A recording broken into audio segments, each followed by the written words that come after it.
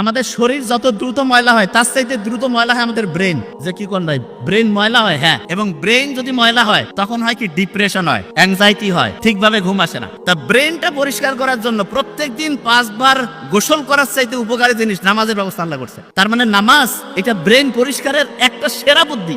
কিভাবে পরিষ্কার হয়? যে অবস্থায় আপনি আছেন শুকরিয়া আদায় করেন। তো এটা যখন আমি পড়লাম তখন মনে হলো আমরা যে সূরা ফাতিহা পড়ি, আলহামদুলিল্লাহ রাব্বিল আলামিন, আল্লাহ তুমি আমাকে যে অবস্থায় রাখছো ভালো রাখছো, এটা হচ্ছে 1 নম্বর প্রয়োজনীয় এবং প্রত্যেক নামাজে প্রত্যেকবার শুরুতে বলতেছি এবং এইটা জীবনের জন্য 1 নম্বর দরকার। তার মানে নামাজ হচ্ছে আল্লাহর সাথে কানেকশন করার সেটা আমার নিজের ভালোর জন্য দরকার বেশি। নিজে ভালো থাকবো কখন? যখন আমি চিন্তা করি যে আল্লাহ আমার তুমি যে অবস্থায় রাখছো ভালো রাখছো। আর দ্বিতীয় কথাটা কি দরকার, সেটা হচ্ছে মানুষ দীর্ঘদিন ভালো থাকতে পারবে, মানুষের ব্রেন সুস্থ থাকবে, মানুষ হচ্ছে উন্নতির দিকে যাবে কখন? যখন কেউ রেগুলার পড়াশোনা করে। কোরআনের প্রথম যে আয়াতটা নাজিল হইল কি ছিল? প্রথম আয়াতটা পড়ো তোমার প্রভুর নামে, ঠিক না? পড়ার কথা বলছে।